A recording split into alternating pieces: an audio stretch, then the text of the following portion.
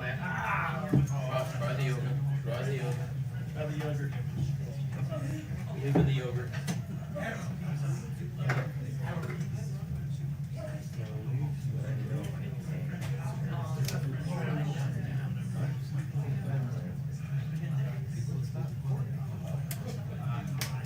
That could make for an ugly feed.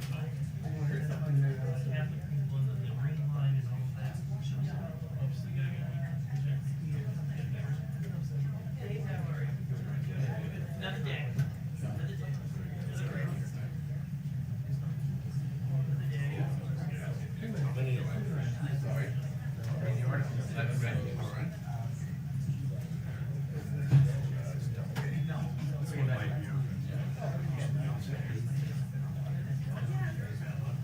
10.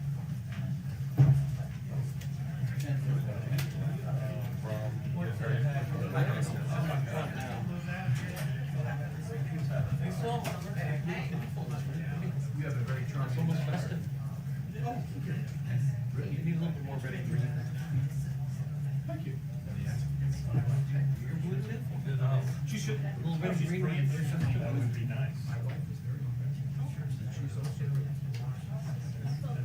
Yeah, her brilliance will come from her. You are at 420. But I understand we have to go with it. And it was like the epicenter of everybody, like, all the bridges, like.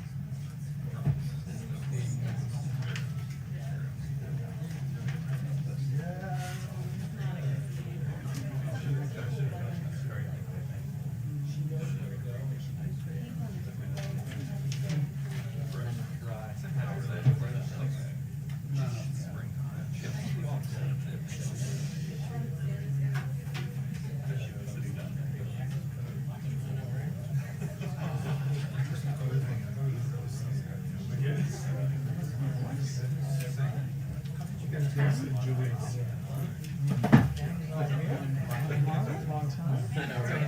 Wonderful. How are you, Jason? You wearing tonight?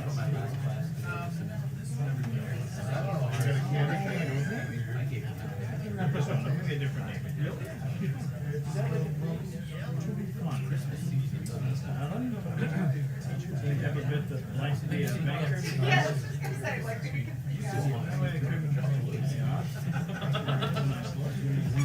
We don't have to. Oh, thanks. Scott, when the incoming administration, much better. Better look? Yeah. How are you, brother? Thank you for the fashion. You guys are here. Always looking out. Is that all I'm good for, but- Is that, or it's looking, oh, I'm listening. Jennifer here.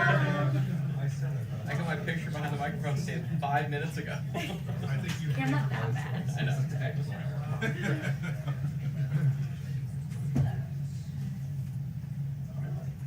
No stud on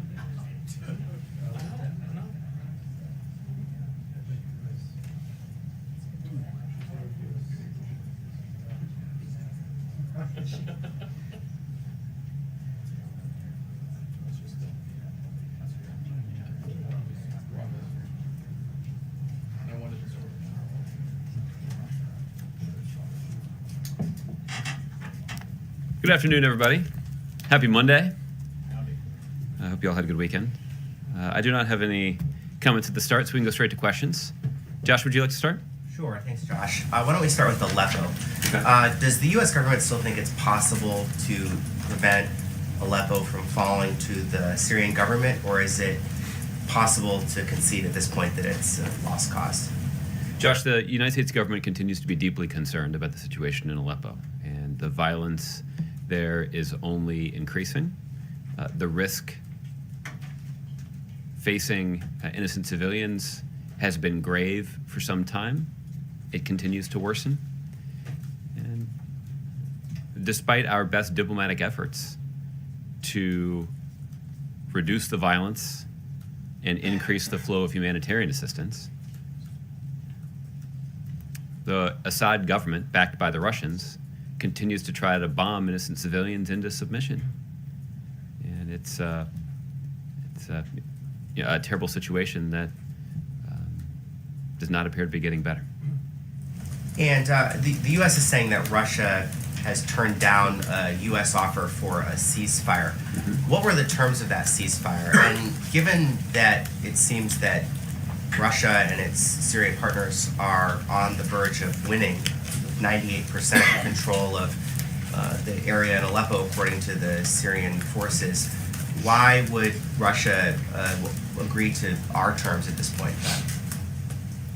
Well, again, I can't speak to the intricacies of the conversations that were taking place between Secretary Kerry and some of our top diplomats and their Russian counterparts. There were other countries that were involved in these conversations as well. So yeah, I can't speak to the intricacies of the proposed arrangement, but I can certainly tell you what the goals were. The goal was to try to end the bombing, and the few innocent civilians that remain, try to get them out of harm's way, and try to allow the flow of humanitarian assistance to these communities that have been shut off from the outside world for a long time. So, those were the goals all along, and in the months and years that we've been negotiating to try to find a diplomatic solution, we've been rebuffed by the Syrians because, with the backing of the Russians and the Iranians, they've continued to wage this war with virtual impunity. Are you still pursuing ceasefire efforts with Russia at this point? Well, listen, the door remains open, and we continue to be interested in trying to find a diplomatic solution to the situation, not just in Aleppo, but in Syria, because we know that there's not a military solution that can be imposed on this situation. So, yes, we are still interested in diplomacy. We still are open to and interested in trying to find a diplomatic resolution, but optimism is not high. And turning to the cyber interference in the U.S. election, does the White House, where I know you guys are doing your own investigation that the president has called for into hacking, does the U.S. support congressional inquiries into that, and would you cooperate with them? And if so, do you have a preference as far as the format, whether that should be the Senate Intelligence Committee, a select committee of some sort, or other format? Josh, we certainly have long supported the principle of congressional review of this matter.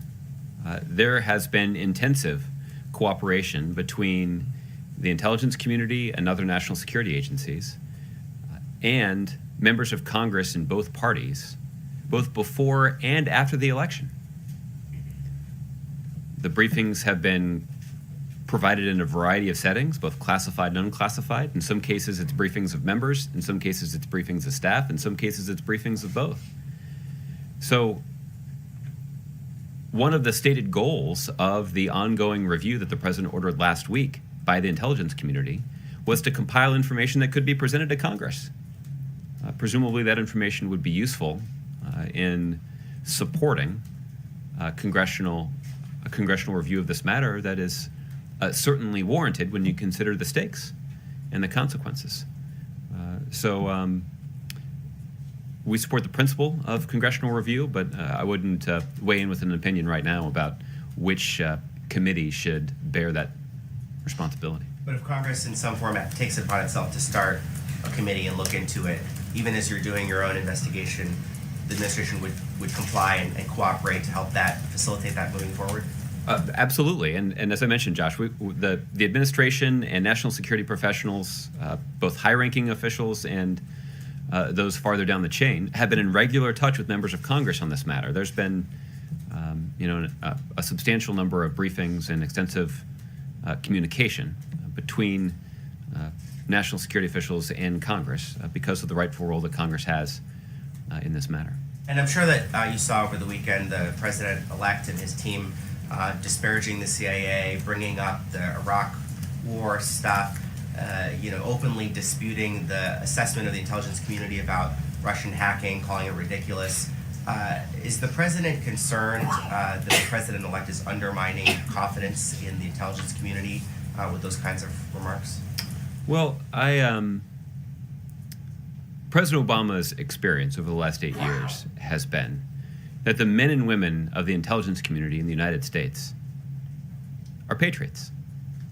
These are men and women with specialized skills, in many cases, who have chosen to not just dedicate their careers, but dedicate their lives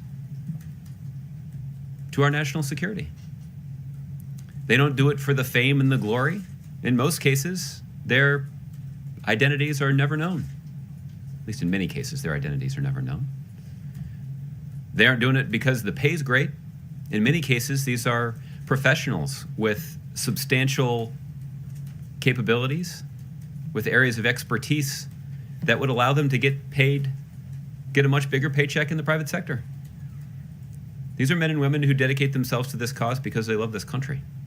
And President Obama has benefited enormously from their work, from their expertise, from their advice, and from their service to the country. And President Obama is certainly not the first president to have enjoyed the benefits of the experts in our intelligence community. And I'm confident that the president-elect would benefit from that advice if he remains open to it. Thanks, Josh. Okay. Aisha. Following up or continuing on the issue of the cyber attack, I was wondering, the Trump team has said that, well, first I guess I want to ask, does the White House have a position on if the Russians were attempting to interfere with the election, what their motives were? Was it to actually help elect Donald Trump, or was it just to create chaos? And on top of that, the Trump team has said that this is an effort to delegitimize the results of the election. And I was just wondering, what does the White House say to the American people? I mean, when they are hearing these reports about Russian interference, there are all these investigations going on. To the average American, this may raise questions to them, even though the intelligence isn't necessarily questioning or saying that the actual votes were hacked or anything like that. The appearance of the interference could raise questions in the minds of Americans. So what does the White House say to that? Well, Aisha, there's obviously a lot there. Let me start by reminding you of the statement, the extraordinary statement that was issued by the U.S. intelligence community the first week in October. In that statement that reflected the consensus view of 17 different intelligence agencies, they've concluded and reported to the American public that Russia was engaged in malicious cyber activity in an attempt to destabilize our political system. That's a significant charge. And the fact that the intelligence community came forward and made public this assessment is extraordinary, even unprecedented. That's the first thing. The second thing is, there was a lot of reporting over the weekend about additional intelligence assessments that have been reached. If that's something that can be shared publicly, that's going to come from the intelligence community. It's not going to come from here. And that is evidence of the continued commitment of this administration to ensuring and even protecting the integrity of the basic institutions of government, including the intelligence community. That all said, you didn't need a security clearance to figure out who benefited from malicious Russian cyber activity. The president-elect didn't call it into question. He called on Russia to hack his opponent. He called on Russia to hack Secretary Clinton. So he certainly had a pretty good sense of whose side this activity was coming down on. The last several weeks of the election were focused on a discussion of emails that had been hacked and leaked by the Russians. These were emails from the DNC and John Podesta, not from the RNC and Steve Bannon. It was the president-elect who, over the course of the campaign, indicated that he thought that President Putin was a strong leader. It was the president-elect who indicated the potential that he would withdraw from some of our critically important NATO commitments. It was the president-elect who refused to disclose his financial connections to Russia. It was the president-elect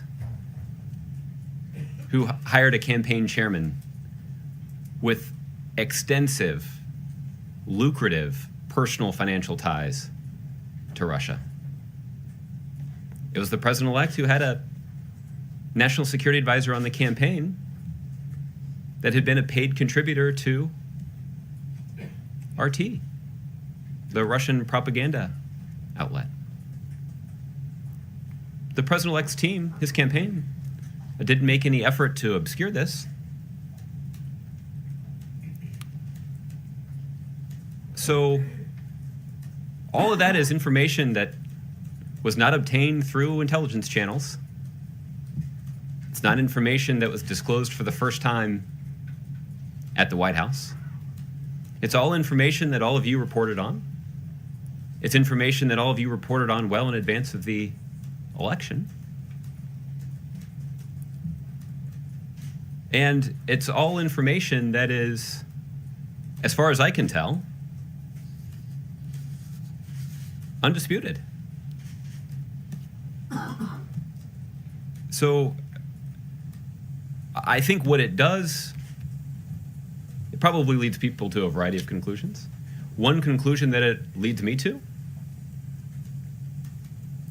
is the special responsibility that members of Congress have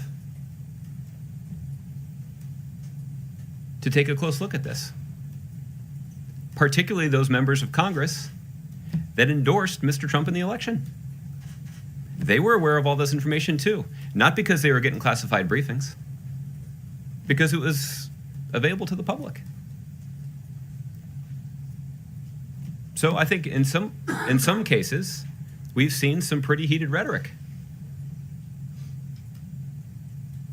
from Republicans wringing their hands about this and about the potential impact it has on our national security and the integrity of our system of government.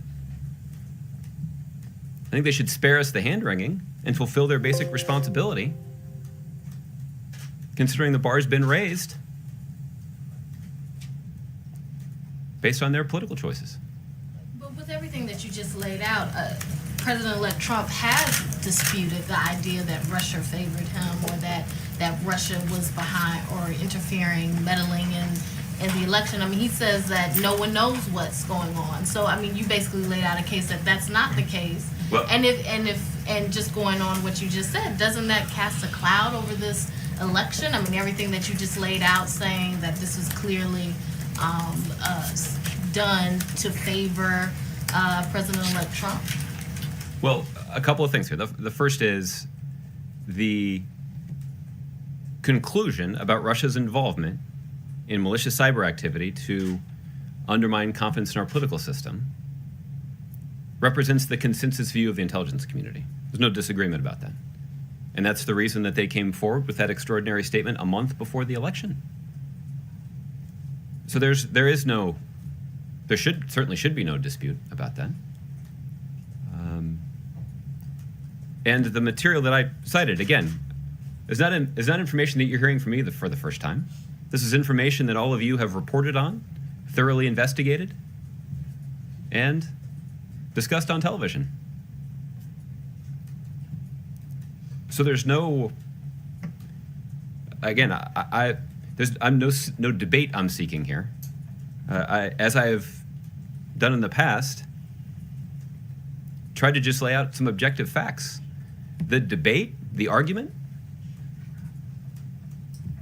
about the policy differences and the differences in agendas pursued by the president-elect and President Obama We had an opportunity to have that debate, and that was the subject of an extensive debate.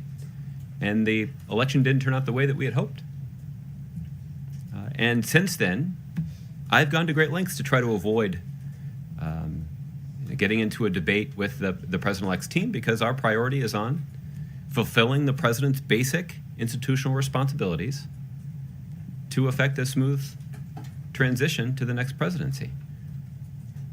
So what I've stated is not an argument, but really just a presentation of objective facts about what all of you and the American public knew in advance of the election.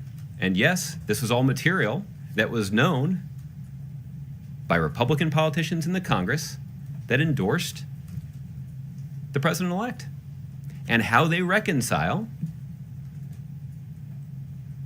their political strategy and their patriotism is something they're going to have to explain.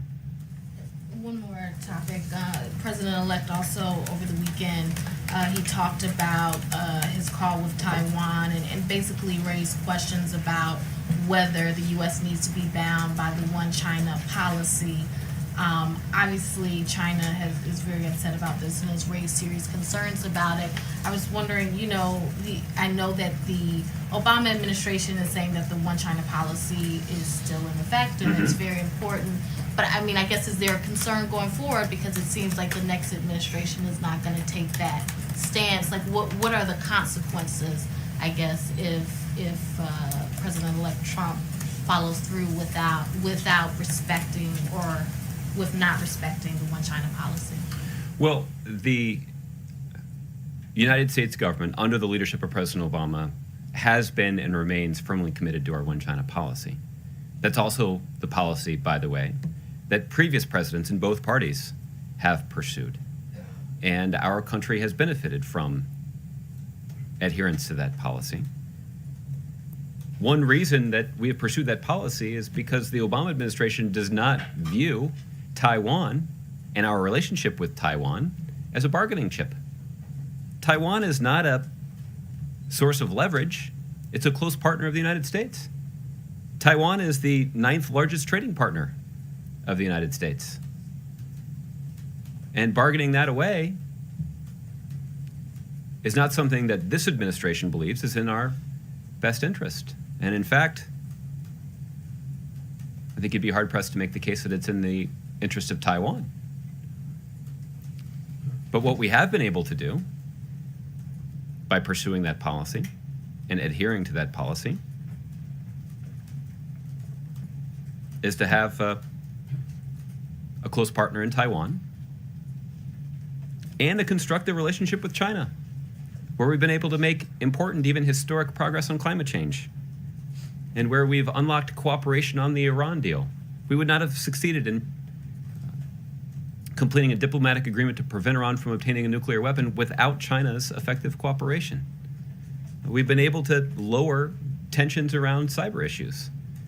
And we have been able to work effectively with the Chinese to ramp up pressure on North Korea. We certainly don't agree with the Chinese on everything, but where common ground does exist, we've been able to make progress in a way that benefits the American people and benefits the Chinese people, and when it comes to climate change, benefits the planet.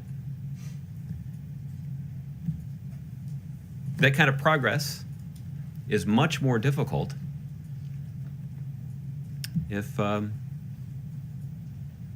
tensions are heightened around our One China policy. Okay, Justin. I guess I wanted to go back to the presentation of objective facts, and it seems obvious that both Donald Trump and his campaign don't necessarily agree with that. We heard from Donald Trump on Twitter, I think this morning, that it's impossible to tell who was responsible for hacking without catching them in the act. And then John Bolton, who's been a top advisor to him and is reportedly in line for a job at the State Department, last night floated the idea that the hack of the DNC could have been a false flag operation, and insinuated that perhaps the Obama administration was responsible for that. Obviously, I think both those statements raise a lot of questions, but I'm wondering what your response to either of those charges is. Well, again, I've tried to avoid responding to some of the charges from the president-elect's Twitter feed, and what I've tried to do is just to present objective facts. And I think the objective fact that's relevant here is the intelligence community, a month before the election, came forward and presented a unanimous view, a high confidence assessment, that China was engaged in malicious cyber activity to destabilize our political system. You said China. You meant I'm sorry, Russia. Flipping back and forth between topics is tricky. Rare misstep. One way total lie. But thank you for clarifying. So, but listen, the intelligence community's assessment was unanimous and direct about Russia's malicious cyber activity. So, I mean, can't you just say that he's wrong on both these fronts, right? Like, isn't that what you're trying to say here? That the U.S. can determine a hack even if they don't catch somebody in the act, and that the Obama administration did not conduct a false flag operation on the DNC? Well, I will rule out that the United States, in any way, engage in the kind of false flag operation that a wide range of irresponsible conspiracy theorists have put forward. So we can dispense with that. But look, I've gone to great lengths to try to avoid the whole charges, countercharges. So, the president-elect has said one thing on Twitter. The 17 intelligence agencies of the United States have come forward. They came forward 2 months ago to put forward their unanimous assessment about Russia's malicious cyber activity. And I'll let you and the American people judge who's in a better position to defend their argument. Sticking with this morning's Twitter, President-elect Trump said that costs on the F-35 project were out of control, and that he hoped to save billions on the project going forward. This is a problem, or a project that's been sort of plagued by delays and cost overruns in the past. I'm wondering if you agree that there are still issues going forward, or that if the administration's position is that costs have stabilized with the F-35. I can't speak in detail about the F-35 program. I know that we have worked hard to institute the kinds of reforms that would limit cost overruns. What impact that would have on the F-35 program is something we can look into for you. As we discussed a little bit last week, this administration has put forward a wide range of cost-saving reforms that Republicans in Congress have either rejected or even refused to consider. Now, keep in mind, these are reforms that our military leaders say would save taxpayers money and would make the country safer. So I guess you'd have to ask Republicans why they can both claim, or how they can both claim to be fiscal conservatives and tough on national defense when they're blocking reforms that would save taxpayer dollars and make the country safer. That's hard to reconcile. Might lead one to conclude that they're actually more focused on politics and obstructing the agenda of the Democratic president than they are on actually trying to save taxpayers money or keep the country safe. Finally, Vice President for Aetna today was testifying about the proposed merger and said that his company should have withdrawn from all of the Obamacare marketplaces because the program wasn't economically viable. There's obviously been some question about whether they did so for reasons surrounding this merger, but I'm wondering, this is something that he said under oath, whether you would dispute that, and whether if a major insurer is willing to say this in, a testimony at a trial, what that kind of says about the overall health of the Obamacare program. I didn't see the entirety of his testimony, and obviously I'm going to allow business executives to make whatever business decisions they believe is in the best interest of their company and their shareholders. I think I just point out that since the Affordable Care Act went into effect, stock prices of most healthcare companies have gone up, in some cases quite substantially. Many health insurance companies have been able to effectively provide coverage to the marketplace that has been good for their company's bottom line and good for their company's shareholders. It's also been good for the United States of America. 20 million more Americans have access to quality, affordable health insurance. The growth in healthcare costs is at or near all-time lows. So I think the benefits of our approach speaks for itself when you consider the way that millions of Americans have benefited from healthcare reform under President Obama. And we've been able to design a reform of the private health insurance market in a way that ends up being both good for customers, but also good for providers as well. Okay, Gardner. Josh, what does it mean that Trump has upended two of the most sensitive relationships that the U.S. has, Russia and China? Well, again,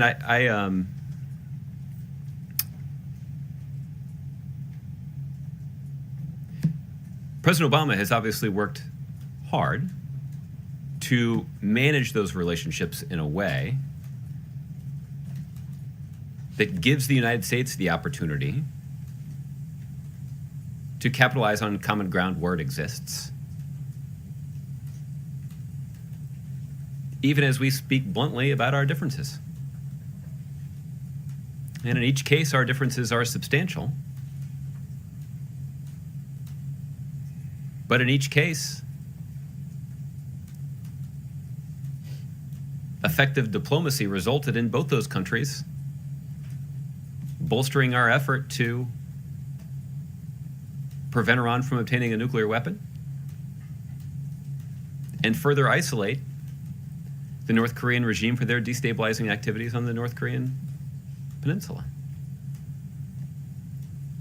Those are just a couple of examples. There are also individual examples with regard to our relationship. Obviously, the United States was able to work effectively with Russia to destroy the declared chemical weapons stockpile of the Assad regime. That would not have occurred had the United States and Russia not been able to work effectively together. And because we did that, there are tons of chemical weapons. They're not floating around the battlefield in Syria that could potentially fall into the hands of ISIL terrorists. Those chemicals have been destroyed because the United States and Russia worked together. Doesn't mean that we patched up all our differences with Russia. It means that we identified a common interest and didn't let our differences interfere with our ability to achieve it in a way that makes the world safer. A similar analogy exists around climate change with regard to the U.S. relationship with China. The ability of the United States and China to work together to reach a mutual agreement to cap our carbon emissions catalyzed the international community in reaching a historic Paris Agreement about a year later. That's actually the first time the United States, or the first time the world has come together to confront this substantial challenge. And that's evidence of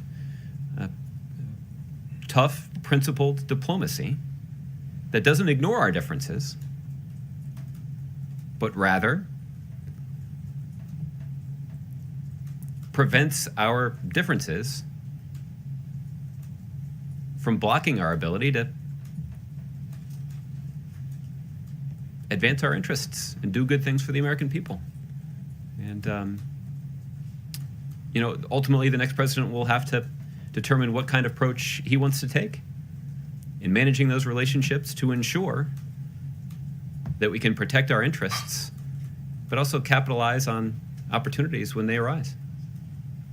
Ultimately, it seems to be happening right now. There's obviously a long time understanding that there's one president at a time, but this president-elect seems to be almost uniquely interfering in the international affairs of President Obama. You are having to scramble in your discussions with the Chinese. This president-elect seems to be scrambling somewhat your relationship with the Russians. Can you talk about the particular challenges you are facing in this transition, considering that the comments and the tweets of this president-elect seems to be affecting in real time right now your relationships with two of the most important countries in the world? Well, I think, Gardner, the truth is that, as we discussed quite extensively in advance of the election, the rhetoric and tweets and tactics of the president-elect were having an impact on our relationship with countries around the world. We talked in here quite extensively about how other world leaders had raised concerns with President Obama, or raised worries with President Obama about that rhetoric and some of those comments. Well, this is not particularly new.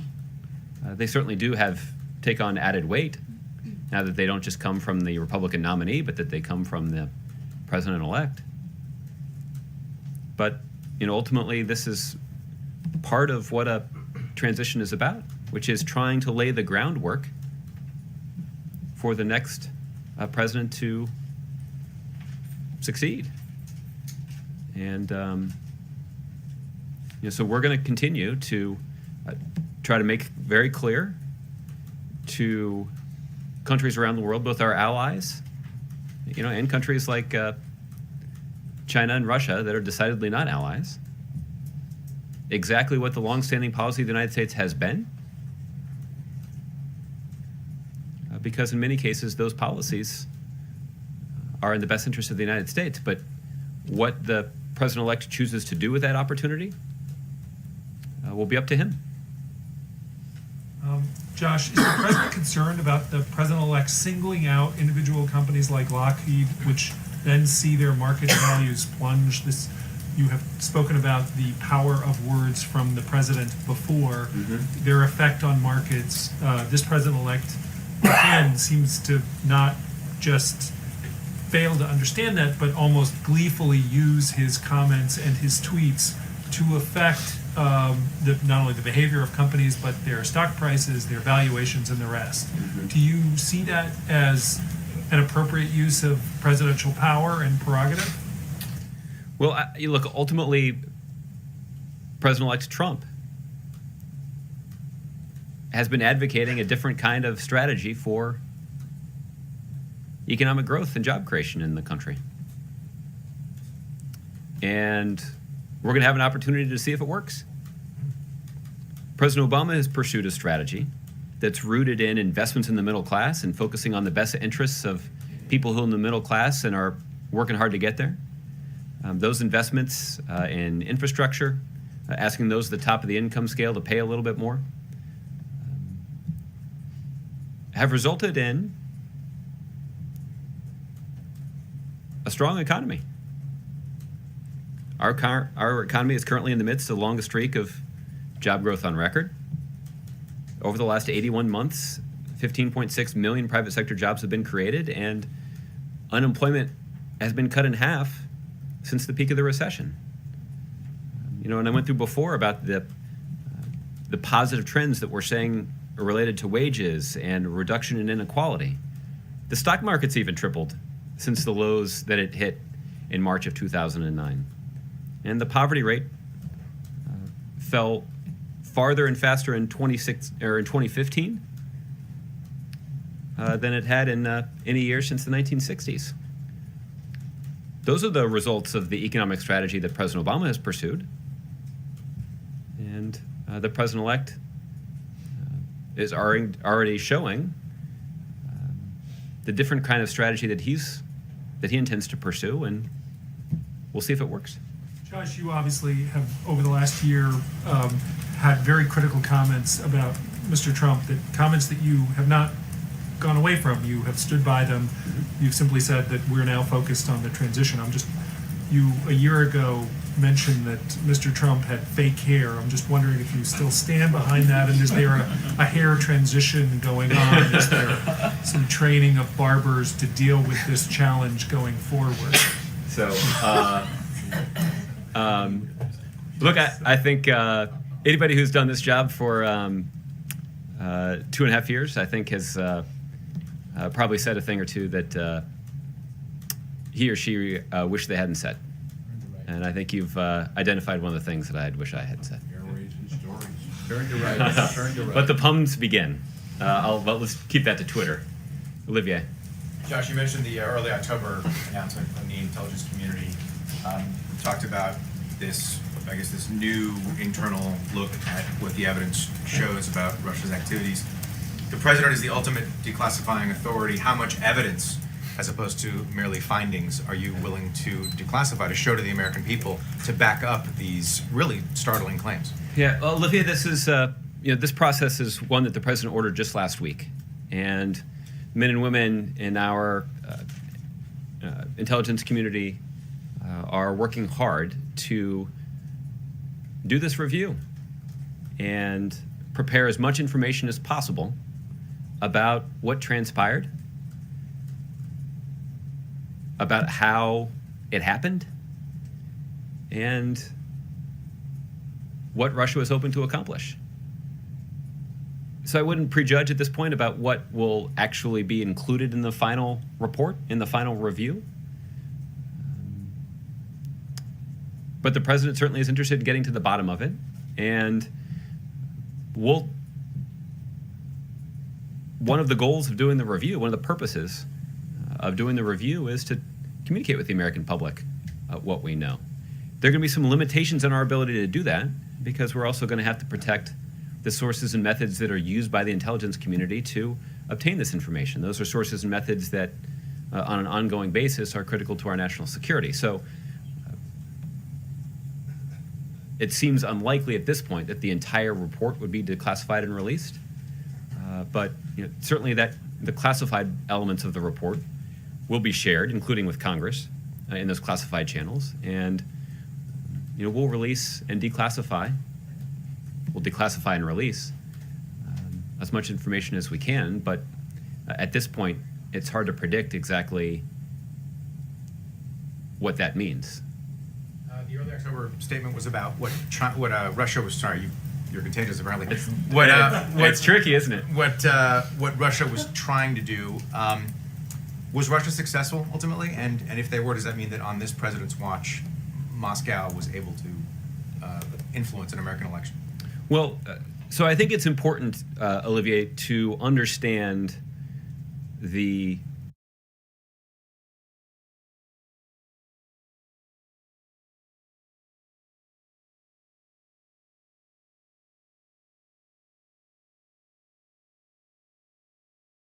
two goals, or sort of the two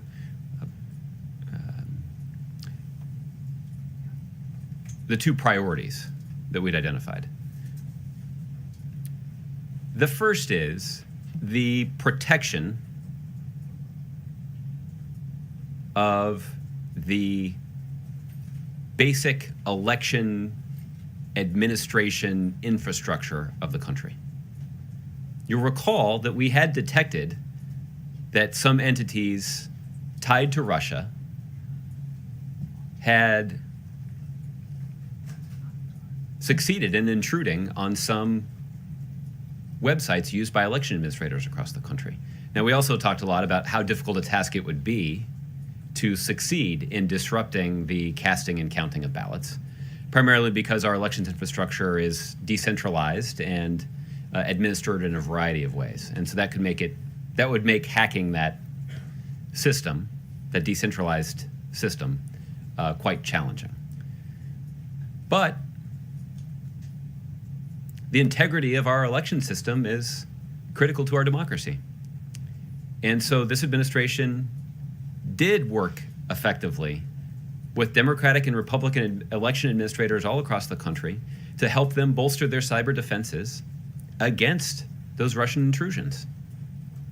This was an effort that was run through the Department of Homeland Security, and there were experts in the cyber department of the Department of Homeland Security who worked with officials all across the country to bolster those defenses. And what the intelligence community has said since Election Day is that there was no increase in malicious cyber activity from the Russians against that elections infrastructure that interfered with the ability of people to cast ballots and have them counted accurately.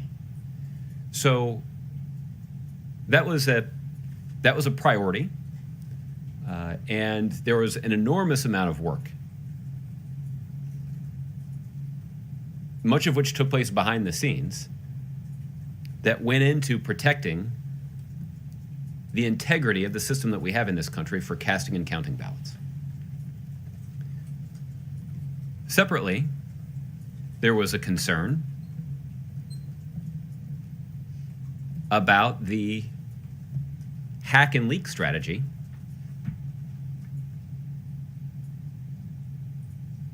that Russia had used against Democrats and allies of the Clinton campaign. And in the 5 weeks since Election Day, we've heard from a lot of experts and analysts reviewing the election and trying to understand how this surprising outcome came about. And there are a variety of theories and analyses that have reached a variety of different conclusions. So I'm confident that people will take a look at all of this. I know that there are some people, particularly on the Democratic side, who have been harshly critical of some of the decisions that FBI Director Jim Comey made in releasing some information about the Bureau's investigation of Secretary Clinton. There are others who've been critical of the electoral strategy pursued by Secretary Clinton, both in terms of her messaging, but also in terms of her travel in battleground states. This is something I think people are going to be chewing over for quite some time as they try to read the electorate and discern what factors may have contributed to the outcome. Okay. Margaret. Josh, you rattled off a number of facts, as you said, publicly acknowledged, widely reported information linking Russia and Donald Trump. That are not in dispute. Right. But that also does sort of take the White House off the hook for not having launched this probe earlier. Do you regret not having launched it prior to the election? Well, to be clear, the only reason that the intelligence community could release a unanimous assessment of Russia's malicious cyber activity is because they'd been investigating it. So this is something that our intelligence community and our national security infrastructure was closely monitoring. They were doing that. They've been doing that for a long time. And they are aware, and we've discussed, the unique vulnerability that the United States has in cyberspace, given how our advanced economy is so reliant on those kinds of internet connections for elements of our daily life. And so our national security infrastructure is oriented to monitor threats to that system and to try to protect against vulnerabilities. So this is something that we've been closely watching for since long before the election started. Well, why not announce the probe back when the ODNI released the statement in October? Well, again, the reason that the statement was released was precisely because there was an ongoing probe. Right, but this new probe you're characterizing as something new, something more than what had already been under process. Well, this review is just a retroactive one, right? So this is a probe that won't just include a review of malicious cyber activity in the 2016 election. It also will include a close look at potential cyber intrusions in 2012 and 2008. But you didn't think that was required in October? Well, again, the malicious Russian cyber activity that was announced in October was already under investigation. So this is something that we were already looking at. That's the only reason we were in a position to talk about it.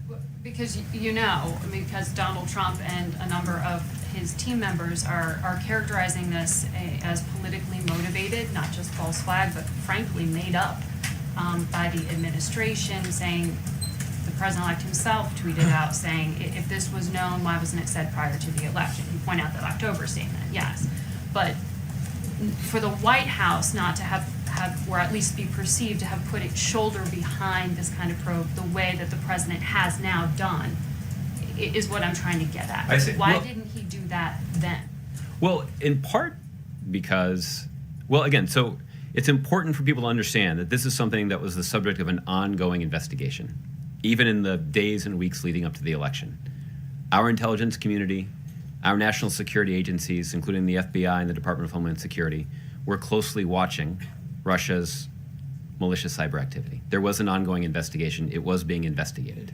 It was being closely watched in order to protect our democracy. What is also important is not just the mobilizing and marshaling of that expertise to protect the country in cyberspace, but also to protect the integrity of the institutions.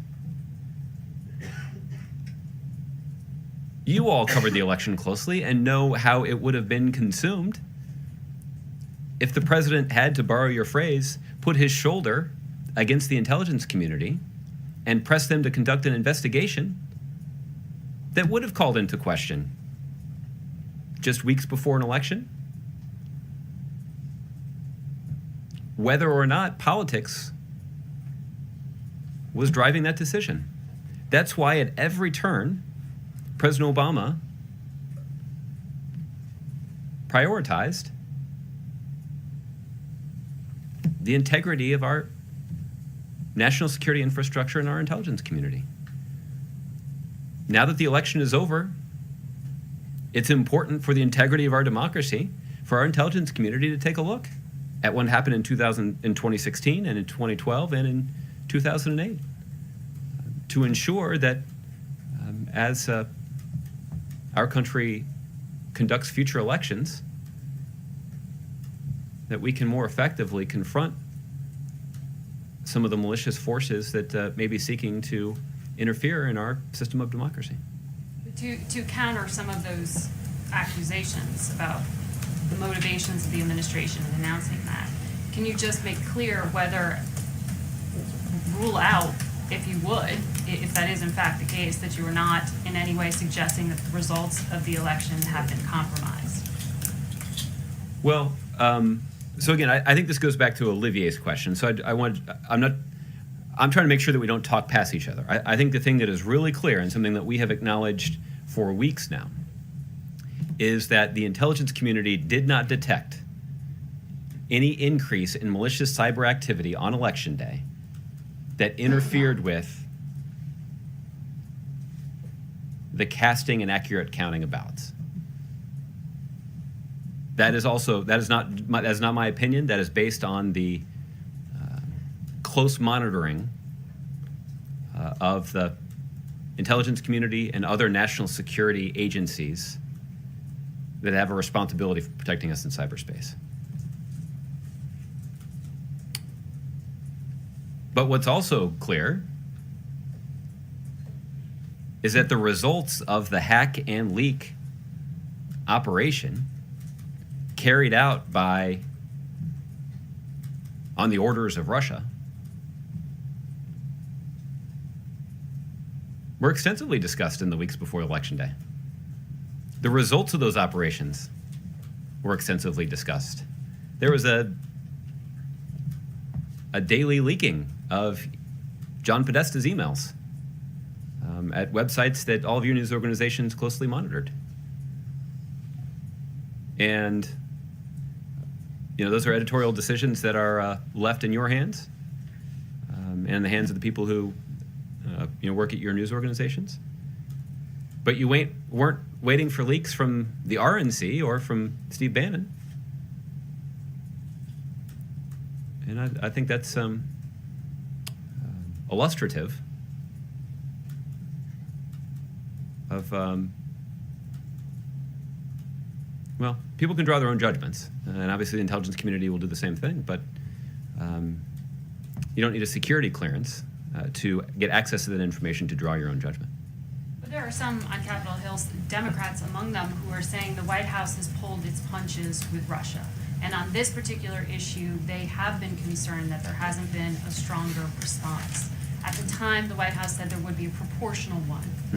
Has there been a response? Well, at the same time that we discussed the fact that there would be a proportional response, we also made clear that the details of the response were something that we were unlikely to be able to discuss in public.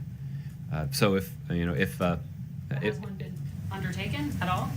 again, even to confirm the nature of our response at this point, well, I'm just not going to be in a position to discuss exactly what the response is or will be. There are a variety of reasons for that, but I can offer the same assurance that I did before the election that the president and his team believe that a proportional response is warranted. Is it safe to assume that the announcement of this probe isn't the extent of a response? At the risk of going down a slippery slope on this, yes, it is fair for you to assume that this probe is not the extent of the response to Russia for their malicious cyber activity in the run-up to the election.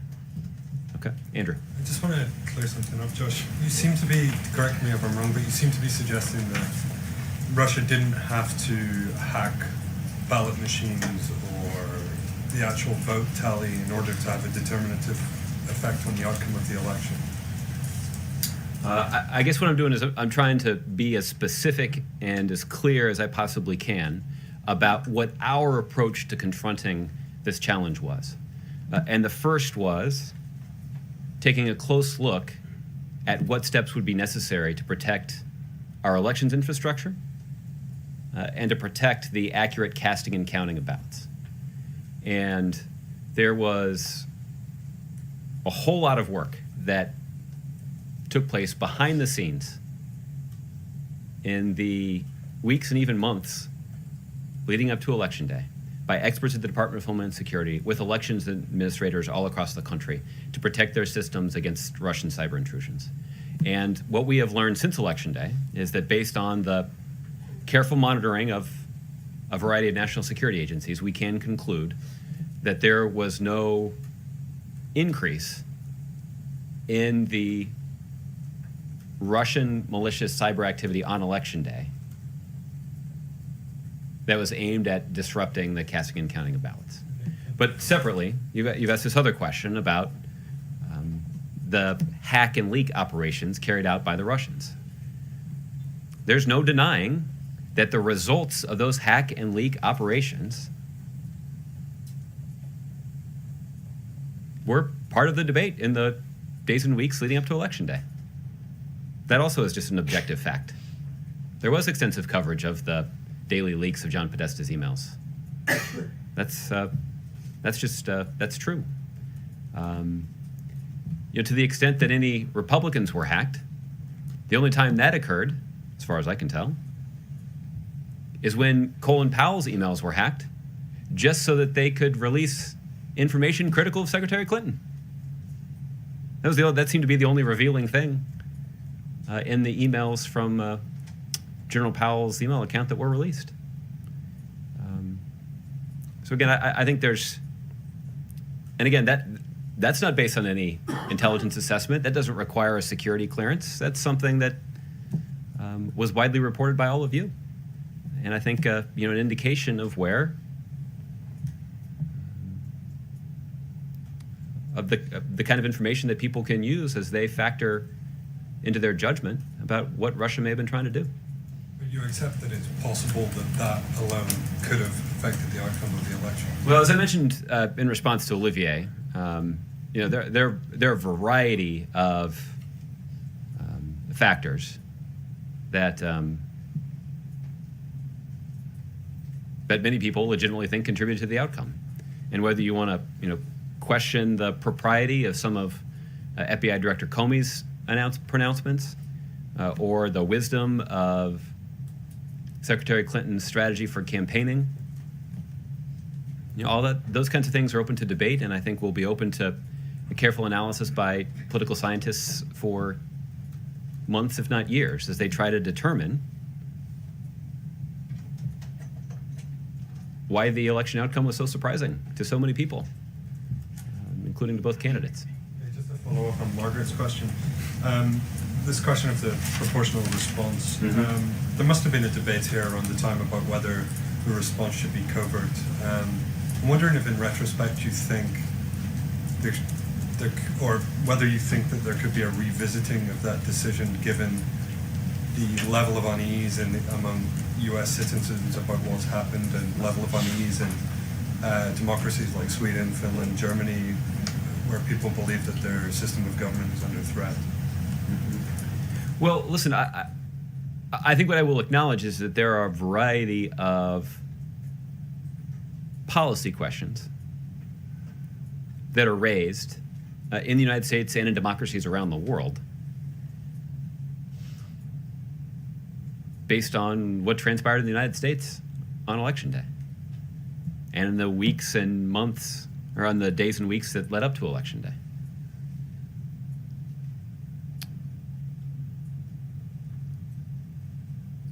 I'm just not going to be in a position to talk about the internal conversations about a potential proportional response, other than to say that those discussions have occurred and the president concluded that a proportional response was appropriate. But at this point, I just can't get into the wisdom of how or whether or when that proportional response could be publicly discussed. Would you expect the president to revisit that decision once the results of the review have come through?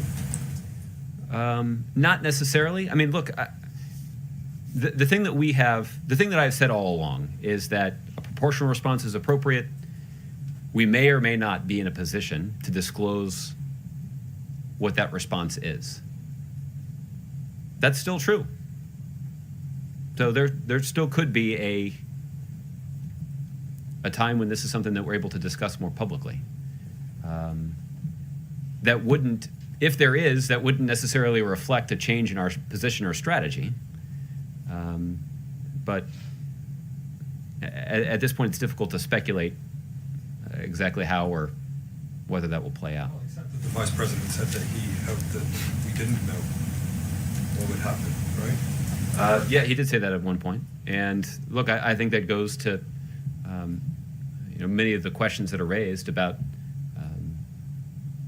whether or not discussing the proportional response in public could undermine the effectiveness of that response. But it's, ironically enough, difficult to assess that if you can't discuss the response itself in public. Okay, Ron.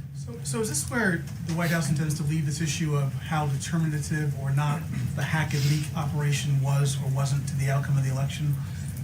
You're essentially saying it's one of many factors that happened during the final run up to election day, and the president, can't determine whether that was more significant than whether Secretary Clinton went campaign here or there or what. Is that where you're going to leave this? Well, again, I at least for today, I don't have any sort of election analysis official White House election analysis to put forward. Maybe That's what basically people want to know. Does the president think that the Russians swung this election somehow? Yeah. It's a simple question. That was not a simple question, but that's the question. It's a direct question. That's what people want to know. Does the president think the Russians swung this election somehow? Well, listen, I think what we're focused on right now is trying to understand exactly what the Russians did, collect as much available information as we can about that, try to assess what their motives were. And look, I think this may be a question that people are going to continue to ask as Congress steps forward to fulfill the responsibility that they have to take a look at this. And look, I think in some ways this is going to be a pointed question. In some ways, this is not just a question to ask the president. This is actually an even better question to ask supporters of Mr. Trump's campaign, many of whom now, at least in Congress, are worried about the answer to that question. Because you think that they will conclude that the hack and leak operation did in fact swing the election. I don't know what they would conclude, but what we have right now on Capitol Hill is a situation where many Republicans who offered their endorsement of the Trump campaign less than 5 weeks later are now publicly worrying about Russian influence. And again, how they reconcile their political strategy and their patriotism is a question that they're going to have to answer. Just on one thing, you talk about on election day and the analysis that's been done of, you say there was no increase in Russian malicious activity then. The word increase kind of stands out. Was there some malicious Russian activity going on? But that did not increase on that day, so there was a baseline of ongoing malicious Russian activity? Well, we certainly know that there is a baseline of Russian malicious activity in cyberspace, and I think that's a given, and I think something that we're all aware of. For more details about what the intelligence community perceived on Election Day, it's something you'll have to ask them. Bottom line, you're essentially ruling out that the Russians did something on Election Day that altered the vote count, that somehow mechanically or otherwise in key states like Pennsylvania, Michigan, Wisconsin, where there was this quote-unquote surprising outcome. You are ruling out that the Russians did anything that caused that. Well, or are you not ruling that out? What I am saying is a little repetitive, but that's by design. I'm trying to. And that's the issue. I mean, we understand the hack and leak and the election. Well, no. But I'm talking specifically about this question that you're posing about cyber activity and the counting and casting of ballots. And for more precision, I'd refer you to the intelligence community. But I think it's pretty clear what I'm saying here, which is that on Election Day, there was no observed increase in malicious Russian cyber activity that altered or disrupted the accurate casting and counting of ballots. There are a number of electors who are requesting an intelligence briefing before they vote. Does the White House support that? I saw those reports shortly before I walked out here, and I understand that some of them may have sent a letter either to the intelligence community or to the White House. I haven't seen the letter, so we'll take a look. And conceptually, does the White House support that, or do you think we need to just kind of close the book on this? Well, I'd want to take a look at the letter before I responded. And just one last thing on these reports about the president-elect declining daily presidential briefings, intelligence briefings. How concerned is the president about that? Well, and in terms of the security of the nation, which is obviously his main objective, how concerned is the president that the president-elect is apparently not doing these briefings on a daily basis? Well, I guess a couple of things come to mind. I mean, the first is over the course of the Republican primary, the president-elect had criticized President Bush for not sufficiently protecting the country from 9/11, and even criticized him for not carefully listening to the presidential daily briefing that was later declassified that warned of 9/11. So the president-elect certainly firsthand understands how important the presentation of this intelligence information is. And as I mentioned at the top of the briefing, President Obama has deep respect and admiration for the men and women of our intelligence community that work literally through the night to compile an intelligence briefing for the President of the United States that includes the most accurate, up-to-date information possible. And in order to make good decisions, a president has to have access to good information. And by good information, I mean information that is accurate, that is up to date, that is presented clearly. And President Obama has benefited from that. The decisions that he's made have benefited from that, and the American people have benefited from that. What's also true is that the intelligence community needs to be able to operate without fear of retribution for presenting bad news. that's often part and parcel of the presidential daily briefing. These are the bad things that are happening in the world, or these are the potential negative consequences for the United States as a result of a global event. It's important for the intelligence community to not be in a position where these professionals who are dedicating their lives to the protection of the United States are not subjected to retribution just because the person who's reading the briefing may not want to hear bad news. So it sounds like you're saying the president is concerned that the president-elect is not taking the approach. What I'm saying is that President Obama has benefited enormously, and the country has benefited enormously from his ability to make good decisions based on good information. And the only way that he's able to obtain that good information, and by good information I mean up-to-date and accurate information, is because of the tireless efforts of the experts and patriots at the in the intelligence community. Okay, Kevin. Would it then be a mistake for the president-elect to not do the same, especially once he assumes the office? Listen, the president-elect is going to have to develop his own routine and his own strategy for educating and equipping himself with the necessary knowledge to make good decisions for the country. And like every other American, I'm hoping he'll do that. Let me circle back on the one China question that you fielded earlier. How important is that policy for U.S.-China relations and the stability in that region? Well, as I mentioned, the day after this issue arose, or at least the first time that this issue arose in the briefing room, which I think was a week ago now, I made clear that this is an issue that the Chinese government considers to be highly sensitive. And disrupting this policy could have a disruptive effect on our ability to work with China in those areas where our interests do align. That reflects the high priority that China places on this policy and on Taiwan. I would also point out the United States values the close partner that we have in Taiwan. Certainly President Obama doesn't view Taiwan as a bargaining chip. This is our 9th largest trading partner in the world and shouldn't be used as a point of leverage. It doesn't end up being good for our relationship with China. It also doesn't end up being good for Taiwan. Last, ask you about this notion that some are floating that what's essentially going on, sort of a false flag point that was made earlier, is when people talk about hacking by Russia, or they talk about this issue or that issue, and even as Ron mentioned, some 9 Democrats and I believe 1 Republican elector are suggesting they'd like to see sort of an intel breakdown of what's happened vis-a-vis the Russian hacking. The long and short of it is people are suggesting that there are some out there who are trying to delegitimize the election of President-elect Trump. Can you understand why they might have their perspective when they look at it broadly through that lens?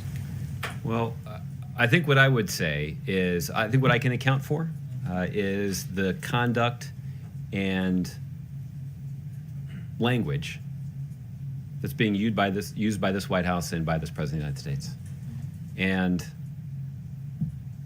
less than 12 hours after the election results were in, President Obama was standing in the Rose Garden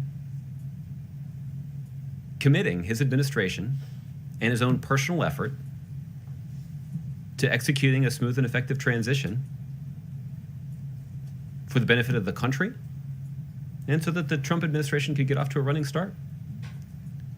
A day later, the President of the United States invited President-elect Trump to sit with him in the Oval Office for 90 minutes, talking about a range of important issues. And then in an unprecedented fashion, we invited all of you in to the Oval Office to hear directly from the President-elect and the President of the United States as they articulated their shared commitment to a smooth and effective transition. So I think that the actions and words of the President of the United States in the 48 hours after the election, I think make clear his commitment to fulfilling his institutional responsibility to give the incoming president the best opportunity to succeed in uniting and leading the country. Okay, Jordan. Thanks, Josh. I want to change subjects and ask you about a letter that Neil Egleston sent to Senators Feinstein and Burr regarding the Senate torture report. In that letter, he told them that the report is going to be kept in the presidential archives, but that President Obama instructed the archivist to keep that material classified for the full 12 years that's allowed under the law. What I want to know is if the report or parts of the report are going to become declassified anyway, why not just make them declassified now? Why wait the 12 years instead? Well, I think the important thing to remember here, Jordan, is that a substantial portion of the report has already been declassified. Right? That there's an executive summary and other critically important parts of the report have been declassified and released, so the American people could consider it. With regard to other aspects of the report, ultimately, the intelligence community will have to review the material that's included in that report to determine what can be released. And I certainly think the hope is that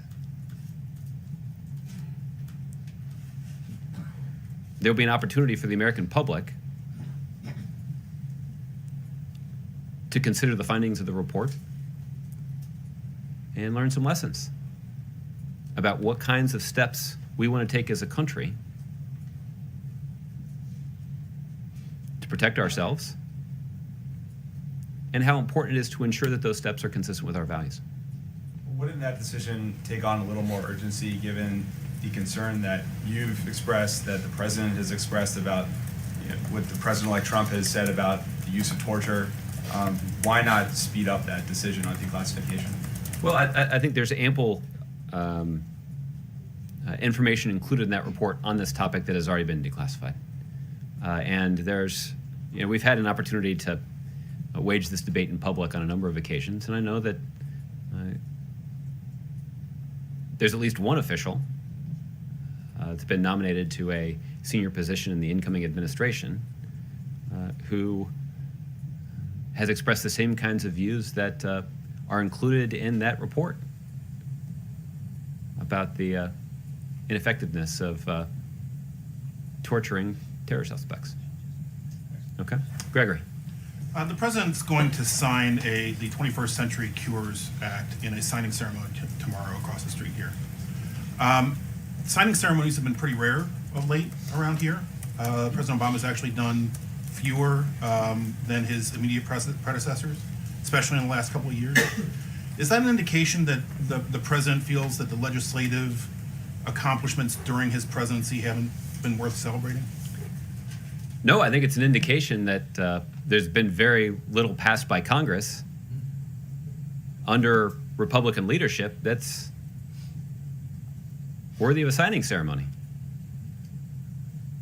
not going to have a signing ceremony for a post office naming. And when you take a look at what Congress has passed, you can do it pretty quickly. I know there are a variety of ways to measure the ineffectiveness of a particular Congress, and there are a variety of metrics that you can use to show that this most recent Republican-led Congress has been as ineffectual as any in history. One metric for that is to actually take a look at the bills that President Obama has vetoed. We can get you the specific metrics, but there aren't many. It's not as if Republicans use their significant majorities in the House and Senate to pass bills cracking down on illegal immigration or slashing business tax cuts or slashing business taxes or slashing taxes for wealthy people. All things that Republicans claim that they support and campaigned on getting done. No, what Republicans have done is they have passed a handful of bills that do nothing other than strip away Obama administration initiatives. So President Obama, for example, had to veto a bill passed through reconciliation that would have repealed the Affordable Care Act. Republicans passed legislation that would have repealed regulations governing clean air and clean water and labor regulations. They're not advancing their own agenda, they're just trying to take away the president's. And I think this underscores the intellectual vacuum at the center of the Republican Party right now. It's how they succeeded in nominating and electing a president that many of them doubt shares their conservative philosophy. We'll see. And in fact, the only bill that President Obama has signed and has been overridden by Republicans in Congress is a bill that Republicans tried to fix that same day to address the concerns that President Obama had raised in vetoing the bill. Immediate onset buyer's remorse. One smart political operative labeled it. I think it's an indication of just how bankrupt the Republican governing agenda has been. There isn't one. And I think the fact that there have not been many signing ceremonies and not been many vetoes is as clear an indication as any. Well, obviously, there's two actors in this, right? There's the president, there's Congress, and they have to work together in most cases, unless you have a supermajority to get anything done. But historians tend to look at presidencies for their body of legislation. So, can you talk a little bit about what President Obama, over these past 8 years, since this may well be the last, certainly one of the last bills he's going to sign, and probably the last he'll do so publicly. What is the president most proud of as a legislative accomplishment? And is he disappointed, looking back, that he was not able to fulfill many of the promises legislatively that he set out to do? Yeah. Well, there's no doubt that the president has been deeply disappointed at the lack of effort put forward by Republicans to try to find common ground where it actually exists. The president has been profoundly disappointed that Republicans in the House of Representatives blocked consideration of a bipartisan immigration reform bill that would have passed had it come up for a vote.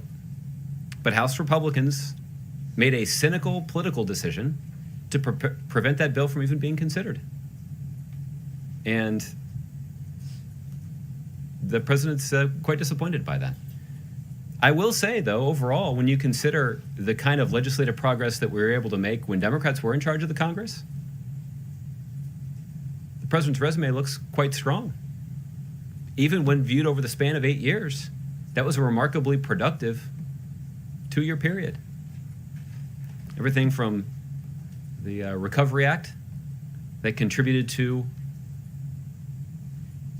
the president's strategy to prevent a second Great Depression, the Affordable Care Act that expanded access to health care for 20 million Americans, a reform of Wall Street that has ensured that taxpayers are never on the hook for bailing out a Wall Street bank for making risky bets. But in the time since the Wall Street reform bill has been signed into law, we've seen a remarkable, impressive economic growth, job creation, and increase in the stock market. So those are 3 examples off the top of my head. There's one other example that I think is also relevant here. In 2012, while Republicans did have a majority in the House, President Obama did succeed in doing something that Republicans had blocked for almost 20 years. And that's getting them to raise income taxes. But Congress did vote to raise income taxes on the wealthiest Americans in the lame duck period after the 2012 election. And that was the fulfillment of a promise that President Obama had made on the campaign trail. And that has had a positive impact on our deficit. It has a positive impact on the notion of fairness in our tax code. And it's had positive benefits for our economy. And we can run. I'll spare you running through sort of the metrics that we can use to evaluate the wisdom of this strategy. But when the incoming administration lays out their economic strategy, I hope you will go back and take a close look at the impact, the strength that the American economy enjoyed under President Obama's leadership, and see if the performance of the next administration measures up. Josh, is tomorrow signing the last? Is that the last bill that the president's going to sign in public? I would expect it'll be the last bill that he signs in public, but you know, maybe they'll pass something quickly and interesting after when they return in January. But I don't anticipate that will happen. Thanks, Okay. Josh. Maggie? Circling back quickly to the presidential daily briefing, do you think that the incoming president has any reason to doubt the intelligence during that briefing? Has President Obama ever questioned some of the intelligence that happens during the presidential daily briefing? Well, look, Maggie, the people who are presenting the briefing are people who are seasoned intelligence professionals. They're experts in their field. In some cases, they are individuals who have a remarkable educational background or academic background in a particular field, or they're experts in technology. The intelligence professionals who compile the presidential daily briefing work very hard to do so, and they do so without a lot of glamour. They don't do so in the limelight, but they ensure that the president has the most accurate, up-to-date information possible in order to make good decisions about about the country and our national security. There certainly are occasions where the president wants to have a discussion about some of the CIA findings or the findings from the intelligence community to understand why they've reached certain conclusions or why they're putting forward some analysis. And that does mean that the president's asking questions, and then the intelligence community is coming back to him to further explain what is being presented. But the president has never doubted the motives of the people who are presenting that information. And that's because the president has insisted that the intelligence that's presented to him should be accurate and up to date and not influenced by politics, and not presented in a way that seeks to curry favor with the person receiving the briefing. If the news is bad somewhere in the world, the president wants to know so that we can have an opportunity to try to address it. That's why I think it's particularly important that intelligence professionals, as they have been under the Obama administration, understand that they're not going to face retribution just because they present some bad news. In some ways, that's the whole point of the exercise, is to make sure that the president understands the dangerous and threatening things that could be happening around the world so that we can properly orient our defenses to protect the American people. If this intelligence is so important to helping shape President Obama's decisions around the globe, President-elect Trump is having a very public rift with the CIA right now. How detrimental is that to him coming in as president? Is that something that we should be concerned about? Well, listen, I'll let the president-elect work to establish his own relationship with the intelligence community. I can just tell you that President Obama has benefited enormously from the hardworking professionals at the intelligence community who literally work through the night to provide him the most up-to-date, accurate information in the morning so that he can spend his day making decisions that are rooted in that information. The decisions and the outcomes are going to be better if the president has access to accurate information. And that's certainly the expectation that he has for the intelligence community, and they've delivered. Okay? Michelle. Thanks, Josh. Just 3 quick questions before the sun starts setting here. Okay. 3? When you mentioned, in all the discussion we had about the Russian hacking, you also mentioned certain ties to Russia within the Trump campaign. You mentioned that Donald Trump didn't disclose financial ties to Russia, that he had at one point called on Putin to look into Hillary Clinton's emails. Did you put those out there as a suggestion that it is possible that there were ties to this hack within the Trump campaign? I observed these facts because they seem relevant to the judgment that people might draw upon as they assess the impact of Russia's malicious cyber activity. These are objective facts that were not produced by the White House or the intelligence community. They don't require a special security clearance. They don't require any special knowledge that's found anywhere other than in the newspaper or on cable TV. So I don't have a new intelligence assessment to present, but there certainly is ample information for people to consider to draw their own conclusions about what Russia's motivations may have been in undertaking this unprecedented malicious cyber activity. So you're saying they seem relevant based on Russia's potential motivations and not going the other way? When you say going the other way, what do you mean? That you're not suggesting that they're relevant because there could be a possibility that there was some working together there? I can't speak to that. What I'm merely presenting is, as people consider this question that Aisha asked me about whether or not Russia was seeking intentionally to benefit the Trump campaign, my response is, I don't have an assessment from the intelligence community to share with you, but there's ample information that people can and should use that was available before the election that doesn't require security clearance that will allow people to reach their own conclusions. Okay, and you mentioned that, when we talked about Donald Trump saying that there's no evidence that Russia was behind this hack, your response was that there shouldn't be a question there. But what is the administration's take on the fact that he does repeatedly say this regardless?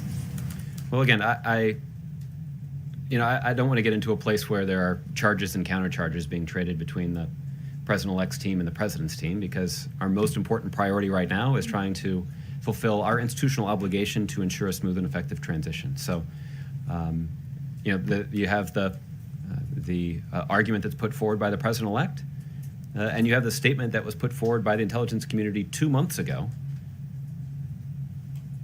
revealing their unanimous